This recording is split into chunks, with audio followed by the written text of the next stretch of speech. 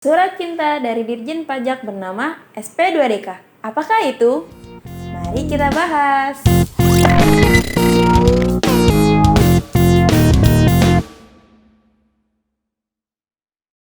Halo Sobat Pajak, apa kabar semuanya? Semoga selalu sehat dan tetap semangat dalam belajar perpajakan selalu ya. Dalam episode kali ini, mari kita bahas tentang surat cinta yang dikirimkan oleh Dirjen Pajak. Namanya apa sih? Yaitu SP2DK atau Surat Permintaan Penjelasan atas data dan atau keterangan. Uraian mengenai SP2DK akan dibagi menjadi 5 tahapan loh. Yang pertama ada persiapan. Yang kedua ada tanggapan WP itu sendiri. Yang ketiga adalah penelitian atas tanggapan. Yang keempat, rekomendasi tindak lanjut. Dan yang terakhir yaitu pengadministrasian. Jangan di skip ya teman-teman dan tonton sampai habis supaya paham. Kita sebagai wajib pajak itu tentu harus melaporkan kewajiban perpajakan kita dengan baik dan benar. Dan tentu saja prosesnya itu harus sesuai dengan ketentuan perpajakan yang berlaku. Masalahnya, di lapangan seringkali WP itu keliru dalam proses perhitungan maupun pelaporannya. Entah itu disengaja maupun tidak disengaja. Yang pasti, SP2DK ini hadir sebagai bagian dari proses pengawasan pajak yang diterbitkan oleh Dirjen Pajak untuk memastikan bahwa pelaporan pajak yang dilakukan oleh wajib pajak itu sudah sesuai dengan ketentuan perpajakan yang berlaku. Merujuk pada Surat Edaran Dirjen Pajak Nomor 39 Tahun 2015, SP2DK adalah surat yang diterbitkan oleh Kepala Kantor Pelayanan Pajak atau KPP untuk meminta penjelasan atas data dan atau keterangan kepada wajib pajak terhadap dugaan yang belum dipenuhinya kewajiban perpajakan sesuai dengan ketentuan peraturan perundang-undangan di bidang perpajakan. Hal ini berarti SP2DK diterbitkan apabila ditemukan adanya kecenderungan nih bagi WP tidak melaksanakan kewajiban sesuai dengan peraturan berlaku. Baru kecenderungan. Karena di Indonesia kita kan menerapkan self-assessment di mana WP itu harus menghitung, menyetor, dan melapor pajaknya sendiri. Sehingga untuk terkait kebenarannya itu yang menjadi beban WP itu sendiri. Maka dari itu, SP2DK hadir itu sebagai bentuk pengawasan dari Dirjen Pajak untuk menerapkan sistem pengawasannya tersebut. Nah, pemerintah telah memberikan kepercayaan kepada wajib pajak. Proses pengawasan tetap harus dilakukan untuk menjamin dipenuhinya ketentuan perpajakan. Dengan demikian, pelaksanaan pemungutan dan penerimaan pajak bisa berjalan dengan baik dan optimal. Adapun dalam pelaksanaan, kendati kewenangannya berada di Kepala KPP. Permintaan penjelasan atas dan atau keterangan ini kepada WP dilakukan oleh AR atau Account Representative dan atau pelaksana seksi ekstensifikasi dan penyuluhan. Sesuai dengan Surat Edaran Dirjen Pajak Nomor 39/PJ/2015, proses penerbitan SP2DK terdiri dari 5 tahapan. Yang pertama, persiapan. Kedua, tanggapan WP. Yang ketiga, analisis terhadap tanggapan WP. Yang keempat, tindak lanjut. Dan kelima, pengadministrasian. Tahap pertama yaitu persiapan. Dalam tahapan persiapan, apabila Kepala KPP berdasarkan hasil penelitian dan analisisnya, yaitu analisis dari SPT yang telah kita laporkan atau WP laporkan, itu ada indikasi yang Kepala KPP itu perlu penjelasan. Maka proses permintaan penjelasan inilah kita menggunakan media SP2DK. Nah, SP2DK ini bisa dikirimkan melalui pos atau jasa ekspedisi atau Veximail.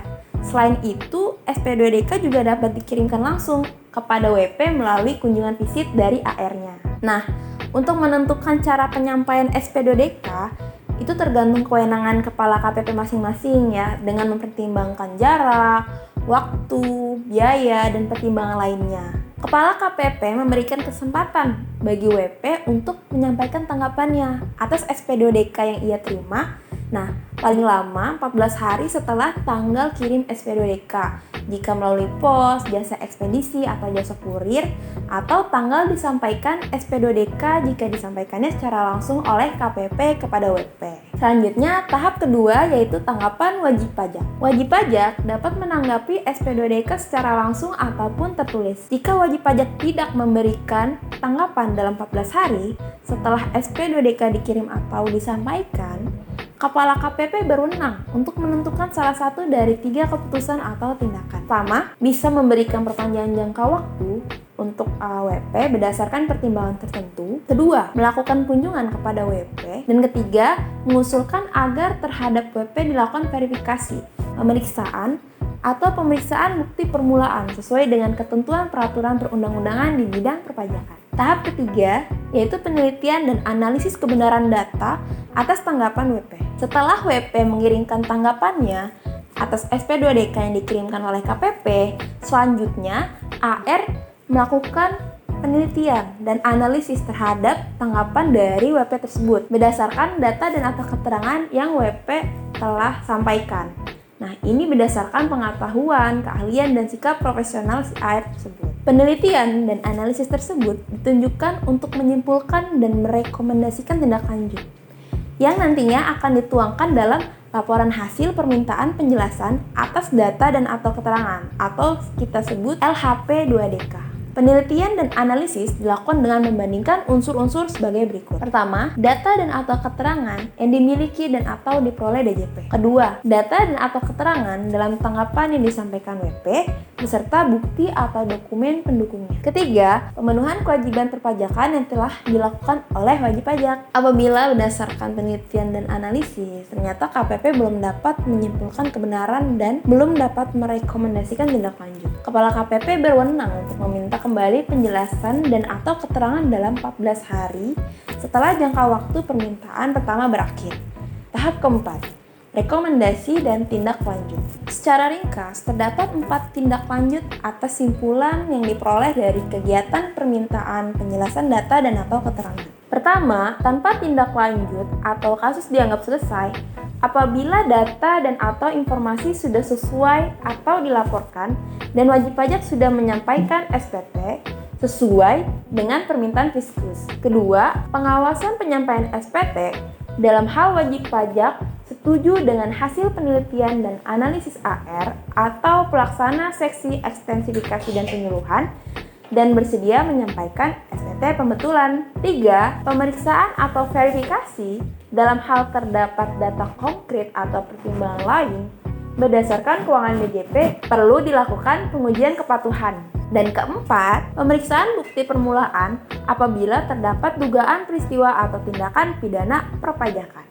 Tahap kelima, yaitu pengadministrasian kegiatan permintaan penjelasan. Dalam rangka melaksanakan tertib administrasi, AR atau pelaksana seksi ekstensifikasi dan penyuluhan harus membuat dokumentasi selama pelaksanaan kegiatan permintaan penjelasan data dan atau keterangan. Administrasi itu mencakup SP2DK, LHP2DK, berita acara pelaksanaan permintaan penjelasan, berita acara penolakan permintaan penjelasan, dan atau berita acara tidak dipenuhinya permintaan penjelasan. AR atau pelaksana seksi ekstensifikasi dan penyuluhan harus membuat LHP2DK paling lama 7 hari setelah berakhirnya jangka waktu permintaan penjelasan data dan atau keterangan kepada WP.